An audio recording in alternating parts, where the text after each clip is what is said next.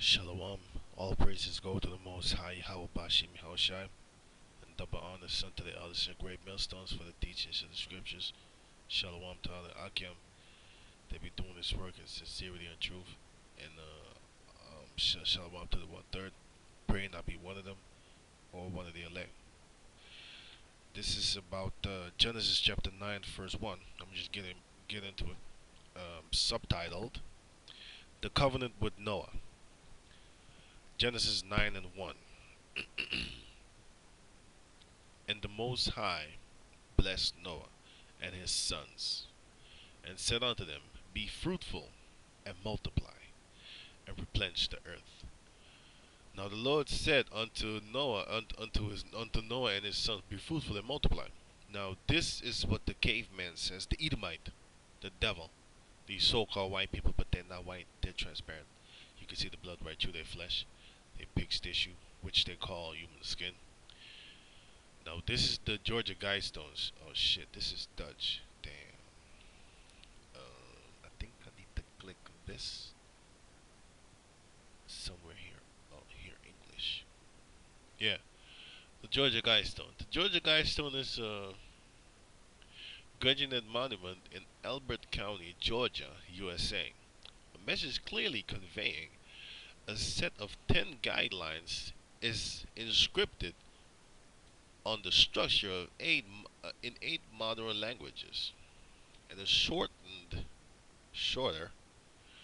message is inscribed at the top of the structure in 4 ancient languages, scripts: Babylonian, which they worship; Classic Greek, which they worship; Sanskrit, I don't know what that is; Egyptian hieroglyphs, which they probably worship Sanskrit also, probably an ancient civilization, and Egyptian hieroglyphs. So these cave people, they worship Egyptian hieroglyphs. So that goes back to those black unconsciousness fools. If these cave people are so, if Egyptology is so right, then why they worshiping it? Why they got this on the dollar bill?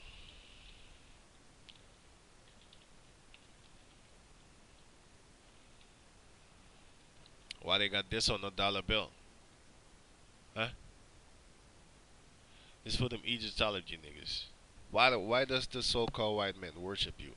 Everybody know that the so-called white, everybody know that America is commercially the most racist country against the so-called blacks, so-called Afro Americans, right? But they worship Africans, African deities and stuff like that.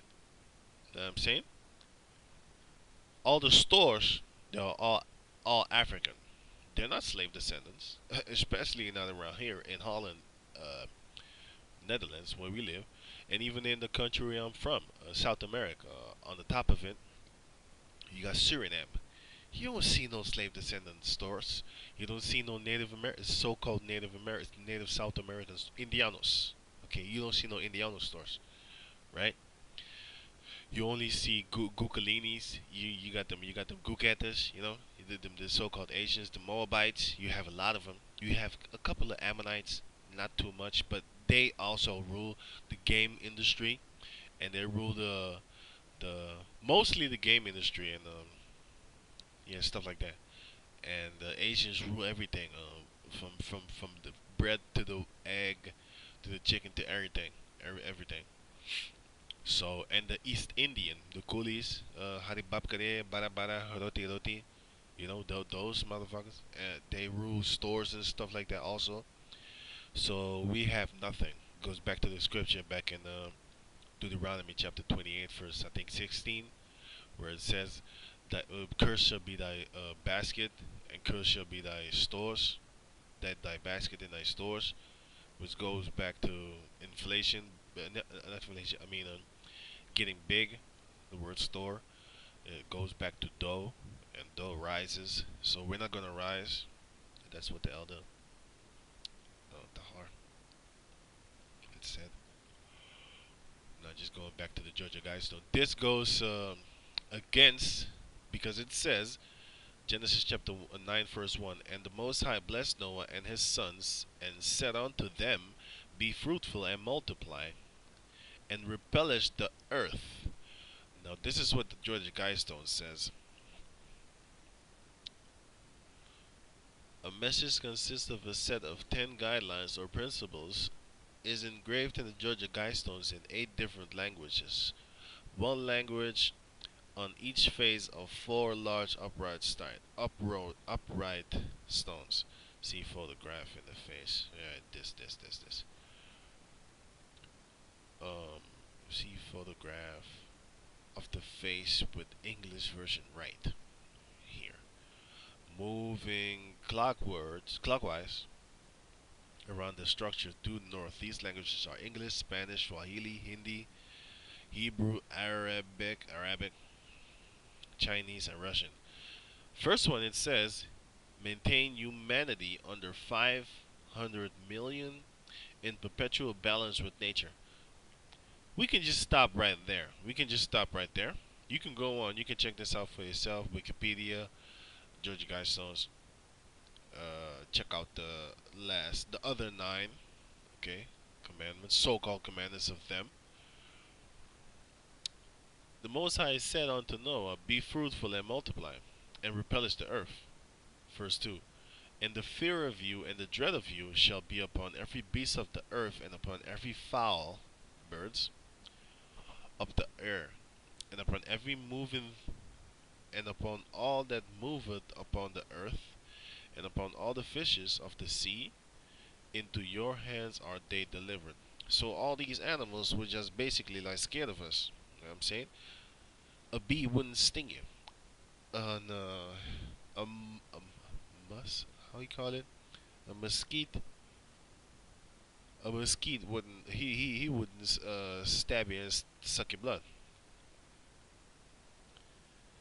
Mesquite. I forgot how you know those things that bring malaria in Africa, which is probably a genetically modified organism itself. You know that mesquite. Genesis 9 and 3. Every moving thing that liveth shall be meat for you, even as the green herbs have I given you all things. That doesn't mean that every animal is rightful to eat, and you can find that in the book of Leviticus, where it shows you that some animals are unlawful to eat. So it's not talking about all the animals. I think it was the book of Leviticus chapter, let me get that quick. Yeah, I gotta do some remembrance thing. No, right. Leviticus chapter 11. It shows you what beasts you can eat and which you cannot eat. But that was in the time of Deuteronomy. But even then, the laws was oral. Anyway, but flesh with the life thereof, which is in the blood thereof, shall ye not eat. That's why we're not supposed to eat raw meat. We're not supposed to eat like this, right? This is steak tartare. This is what the cave people ate. You know, the Edomites. This is what they eat. I'm not joking you. This is really what they eat. The vision is kind of blurry. I don't know why, but okay, I got it. No, this is not something that they are supposed to finish. This is how they serve you. And as you can see, the meat is basically raw. You can see how raw it is. You know, here's an example of a raw egg on top of it. But this is not how they are going to prepare it. This is not how they're going to prepare it. This is how they actually serve it. You know what I'm saying?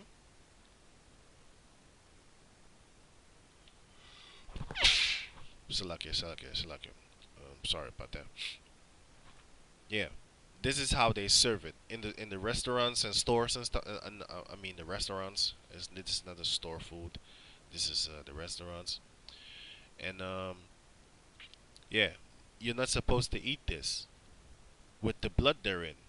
Know what I'm saying? Because clearly the blood is in it, but they baked it so that the blood was a little bit on the outside. It's not there, but it is on the inside. Because this is steak tartare. You can see how red the meat is with a raw egg on top of it.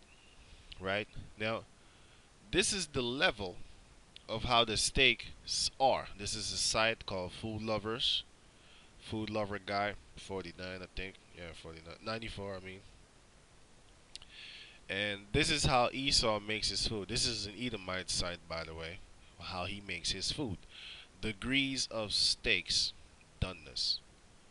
Degrees of steak doneness. This is blue rare, which means seared on the outside, completely red throughout.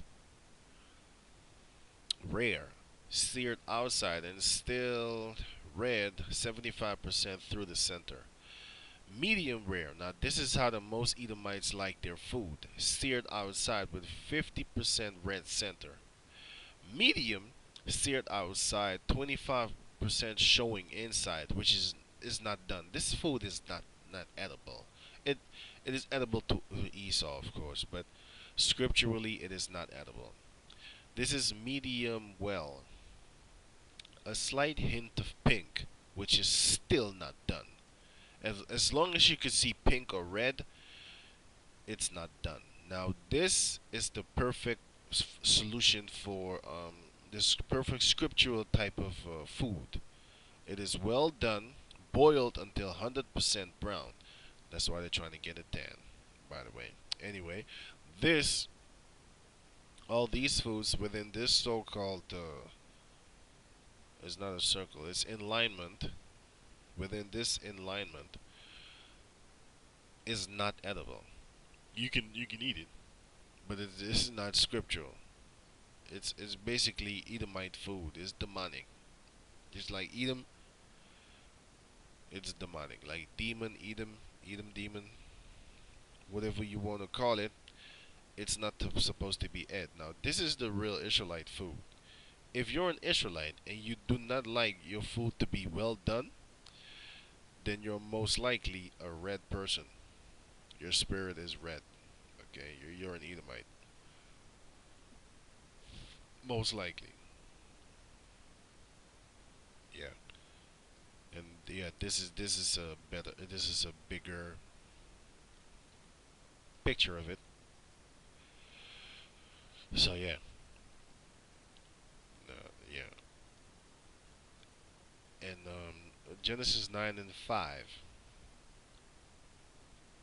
And surely your blood of your lives will I require. At the hand of every beast will I require it. And at the hand of man, at the hand of every man's brother will I require the life of man. Meaning if um, you're not supposed to kill your beasts unjustly. I'm saying you're supposed to kill your ox unjustly, unlawfully, unjustly. I'm saying you're supposed to have a reason, meaning that you're hungry, you're in need of food.